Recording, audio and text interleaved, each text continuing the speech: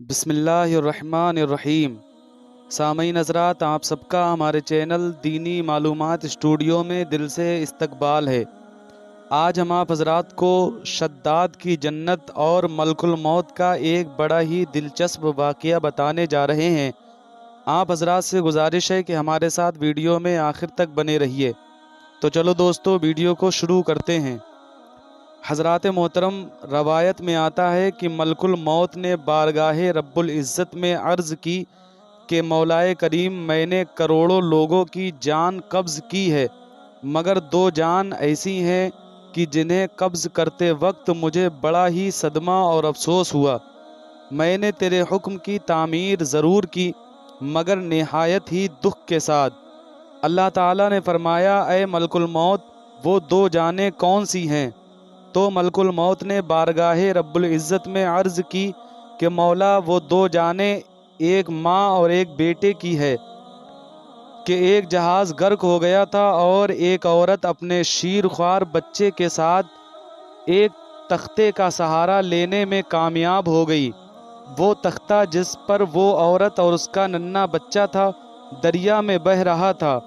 ए मौलाए करीम, अचानक तेरा हुक्म हुआ कि ए मलकुल मौत, जा और उस बच्चे की माँ की जान निकाल ले।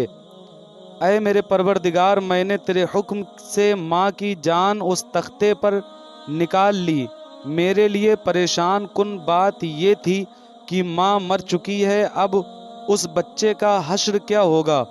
जो बच्चा एक टूटे हुए तख्ते पर सवार है और तख्ता हर आन पानी की लहरों के थपेड़े खा रहा है, जो किसी वक्त भी किसी तेज़ लहर की जद में आकर उलट सकता है।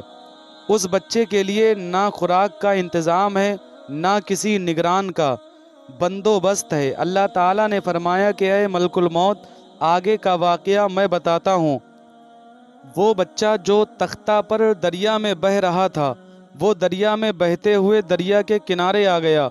उस दरिया के किनारे धोबी कपड़े धो रहे थे। अचानक किसी धोबी की उस बच्चे पर नज़र पड़ी, तो वो धोबी उस तख्ते को खींच कर लाए। जब उन धोबियों ने ये मंजर देखा तो बड़े हैरान हुए। क्या देखते हैं कि माँ मर चुकी है, बच्चा बेयारो मददगार तख्ता पर जिंदा व सलामत मौजूद है। वो लोग उस बच्चे को अपने सरदार के पास ले गए। सरदार बेचारा बे औलाद था। सरदार ने जब वो खूबसूरत बच्चा देखा तो उस सरदार का उस बच्चे पर दिल आ गया और सरदार ने बच्चे को अपनी निगरानी में लेकर उसे अपना बेटा बना लिया।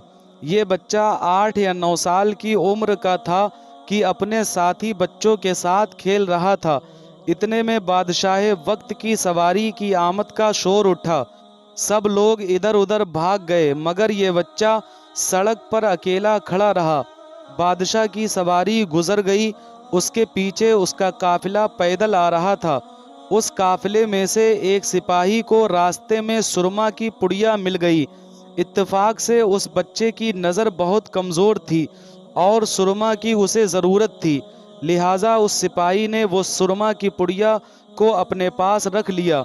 आंखों में लगाने से पहले उसे ख्याल आया कि कहीं इस सुरमा को लगाने से कोई तकलीफ़ ना पहुँचे, इसलिए उस सिपाही ने सोचा खुद सुरमा लगाने से पहले किसी दूसरे शख्स पर आजमा लेना चाहिए।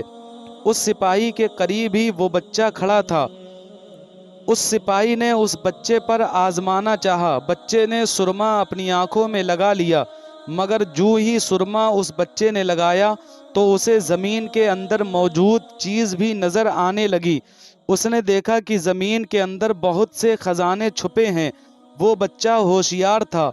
उसने चीखना चिल्लाना शुरू कर दिया कि सुरमा लगाने की वजह से मेरी आंखों में तकलीफ पैदा हो गई है।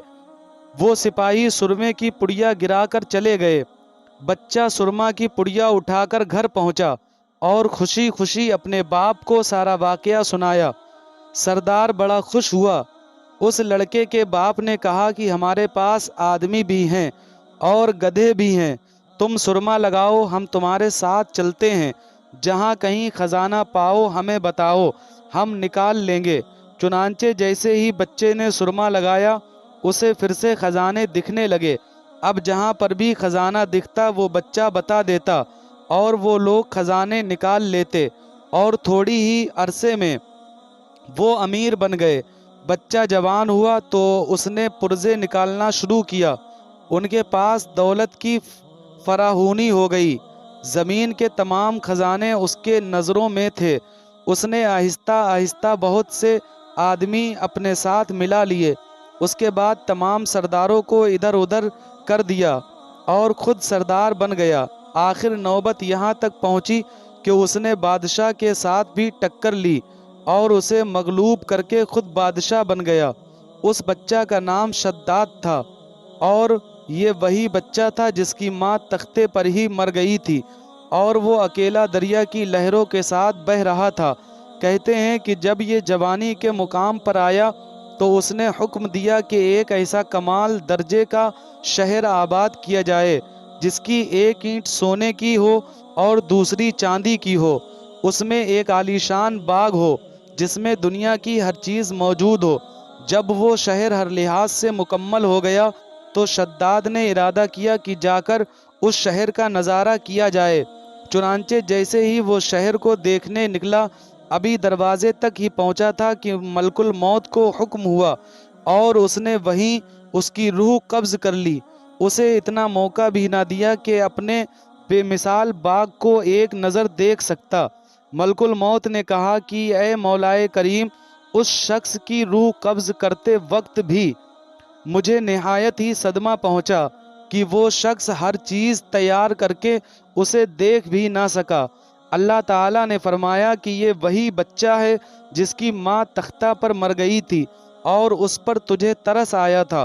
اس بچے نے بڑے ہو کر نافرمانی کی، یہاں تک کہ خدا کے حکم سے بغاوت کی اور سرکشی اختیار کی، مگر ہم نے اسے خود ساختہ جنت میں قدم رکھنے کی مہلت بھی نہ دی اور اسے باہر ہی ہلاک کر دیا۔ اس جنت کے بارے میں مشہور ہے کہ وہ دنیا میں موجود ہے مگر انسان کی نظروں سے اوجھل ہے۔ حضرت امیر معاویہ رضی اللہ تعالیٰ عنہ کے زمانے میں ایک صحابی کا اونٹ گم ہو گیا تھا۔ وہ اونٹ کی تلاش میں اس علاقے میں جا نکلا تو اللہ تعالیٰ نے اسے وہ سب کچھ دکھا دیا۔ وہ شخص وہاں کی کوئی نشانی بھی ساتھ لایا تھا۔ اس شخص نے یہ واقعہ حضرت امیر معاویہ رضی اللہ تعالیٰ عنہ کے پاس بیان کیا۔ انہوں نے کافی تلاش کرایا مگر کسی کو جنت نہیں ملی اور اسے اللہ تعالیٰ نے پوشیدہ کر دیا۔ تو دوستو، آج کی ویڈیو بس یہیں تک تھی۔ امید کرتا ہوں آپ حضرات کو ہماری یہ ویڈیو ضرور پسند آئی ہوگی۔ اگر ویڈیو پسند آئی ہو تو ویڈیو کو لائک کریں اور ہمارے چینل دینی معلومات اسٹوڈیو کو ابھی سبسکرائب کریں۔ ملتے ہیں اگلی ویڈیو میں، تب تک کے لیے اللہ حافظ۔